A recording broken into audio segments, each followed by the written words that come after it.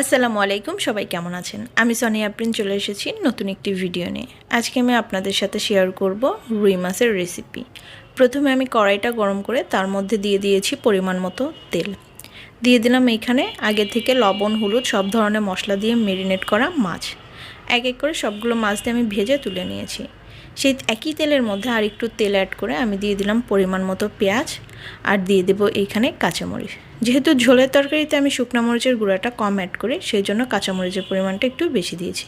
দিয়ে দিলাম স্বাদ মতো লবণ, ধনিয়ার গুঁড়া, হলুদের গুঁড়া আর এইখানে একটু কালার আনার জন্য আমি মরিচের গুঁড়া অ্যাড করব, যেটা পুরোটাই অপশনাল, আপনারা চাইলে নাও দিতে পারেন। দিয়ে দিলাম আদা এবং রসুন বাটা। এবার ভালোভাবে মশলাটাকে কষিয়ে নেব। মশলা কষানো হয়ে গেলে তার মধ্যে সবজি দিয়ে দেব। শীতের সময় এই ধরনের সবজি দিয়ে মাছের ঝোল রান্না করলে অনেক বেশি মজা লাগে। আমার কিন্তু খুবই ভালো লাগে।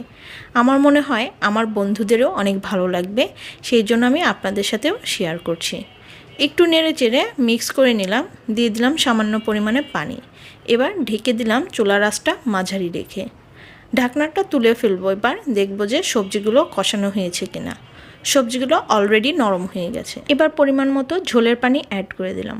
বাইরে থেকে এত বাতাস আসতেছিল, সেই জন্য বারবার ব্লার হয়ে যাচ্ছিল। ঝোলটা আপনারা আপনাদের পছন্দ মতোই অ্যাড করবেন। যেহেতু বড় মাছ একটু ঝোল রাখবো, এর জন্য ঝোলের পরিমাণটা একটু বেশি দিয়েছি। উপর দিয়ে আগে থেকে ভেজে রাখা মাছগুলো অ্যাড করে দিলাম, যেন মাছের মধ্যে ঝাল লবণ সব ঠিকভাবে যায়। মাছগুলো দেওয়া হয়ে গেলে আমি উপর দিয়ে দিব এখন টমেটো।